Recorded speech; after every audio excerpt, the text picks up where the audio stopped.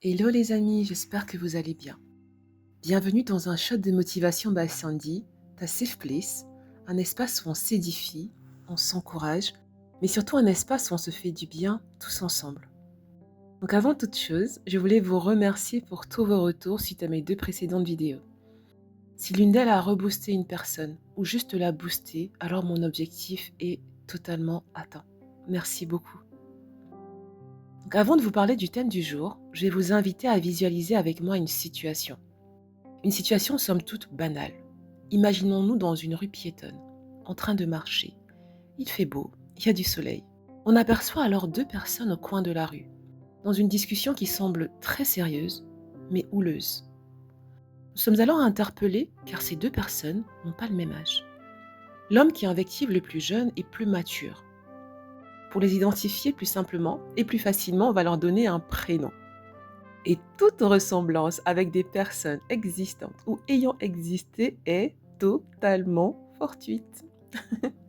On va appeler l'adulte Nico et le plus jeune, on va l'appeler Hailey. Revenons à notre rue piétonne. Face à cette scène, nous ralentissons le pas. Nous faisons semblant d'attendre une personne, juste pour écouter la conversation. Et voilà ce que l'on entend Nico dire à Hailey. Hailey, tu n'es pas assez beau. Tu n'es pas suffisamment intelligent. Tu n'aurais jamais dû faire cette erreur. Tu es vraiment nul. Tu n'y arriveras jamais. Les autres ont plus de chance que toi. Tu ne feras jamais rien dans ce monde. Tes choix ne sont jamais pertinents. Tu n'es pas digne ni d'amour ni de respect. Tu mérites tout le mal qui t'arrive. Et Hailey en face écoute, encaisse, dans une position de résignation, d'acceptation et de soumission totale à ce que Nico lui dit. Cette situation est choquante, n'est-ce pas? Vous vous demandez comment on peut être aussi dur, intransigeant, sans cœur et invectivant vis-à-vis d'une personne.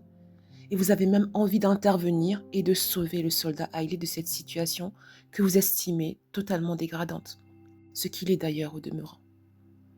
Et si je vous disais que Nico et Hailey ne forment en réalité qu'une seule et même personne, à savoir toi.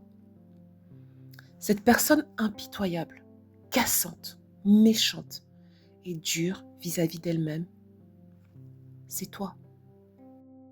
La société nous a souvent fait croire que penser à soi, se prioriser, était de l'égoïsme.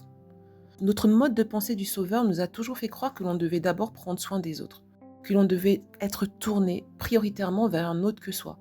Et pourtant, nous sommes comme un powerbank, c'est-à-dire le chargeur externe de téléphone. Nous ne pouvons charger le téléphone que si l'on est nous-mêmes rechargés de la même énergie que nous devons transmettre aux autres. Et c'est exactement ce qui se passe dans la vraie vie. Si tu t'observes attentivement, tu constateras que la première personne la plus dure avec toi, c'est toi. La personne intransigeante, peu compatissante avec toi, c'est toi. Et pourtant, tu sais quoi? Tu es la seule personne avec qui le serment, jusqu'à ce que la mort nous sépare, ne vaut pas. Tu seras toujours avec toi. Alors pourquoi ne pas commencer à te donner l'amour et le respect que tu donnes aux autres? Pourquoi ne pas commencer à te donner l'attention et l'intérêt que tu accordes aux autres? Pourquoi ne pas commencer à apprécier ta présence comme tu recherches celle des autres? Pourquoi ne pas décider aujourd'hui à faire de toi ton meilleur allié? Que nous soyons chrétiens ou pas, nous avons déjà entendu ces 2 phrases. Aime ton prochain comme toi-même.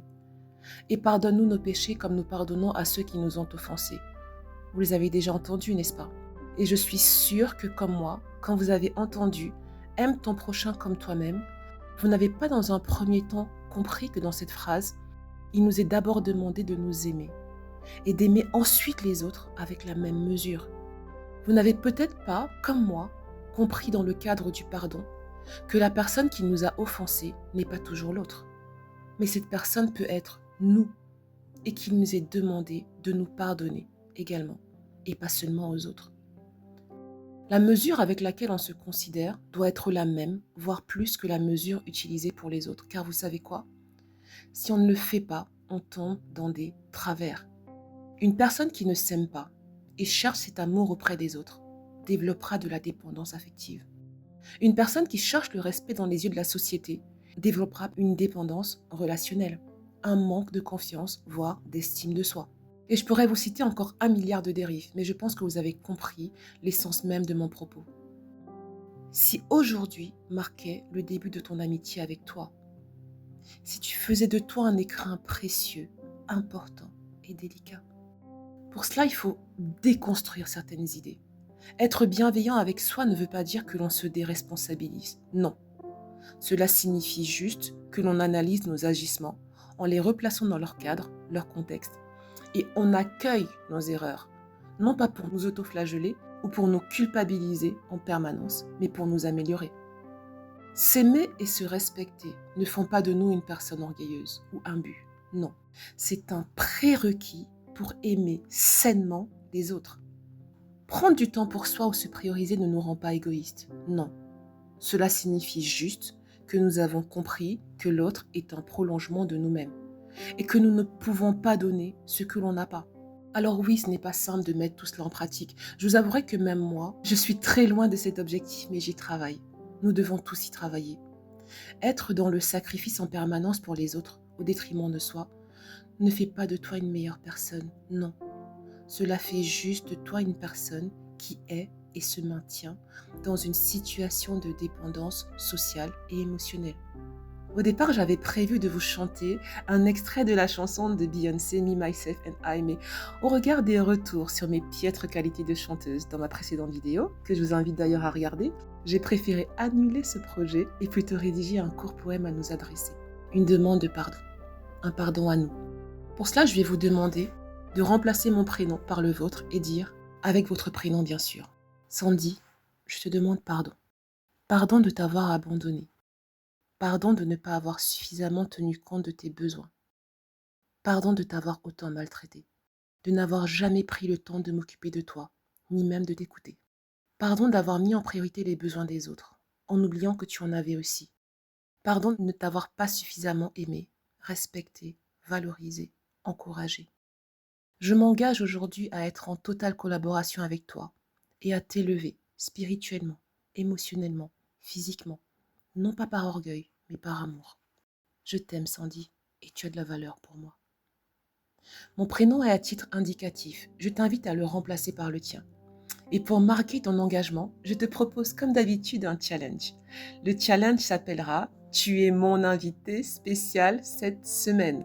Et cet invité, c'est toi. Tu dois te traiter avec la même déférence, la même attention, la même délicatesse que tu aurais eu si tu avais un invité spécial chez toi.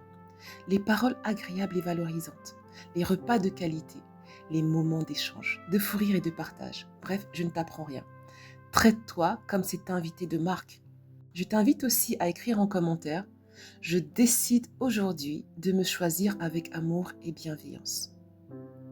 J'espère vraiment que tu auras compris l'essence même de mon message, que mes propos ne t'auront pas heurté, qu'ils ne te feront pas culpabiliser, mais créeront juste en toi ce déclic, cette lueur qui t'encouragera à prendre soin de toi et à apprendre à te prioriser, car sur Terre, tu es ton meilleur allié. Et je te laisse avec cette phrase que je trouve merveilleuse, que l'on devrait tous garder en cœur avec la bonne lecture. Aime ton prochain comme toi-même. Comme toi-même. Pas moins, pas plus. Comme tu t'aimes toi-même. Je vous embrasse et je vous dis à très vite pour un autre échange sur un shot de motivation by Sandy. Bisous!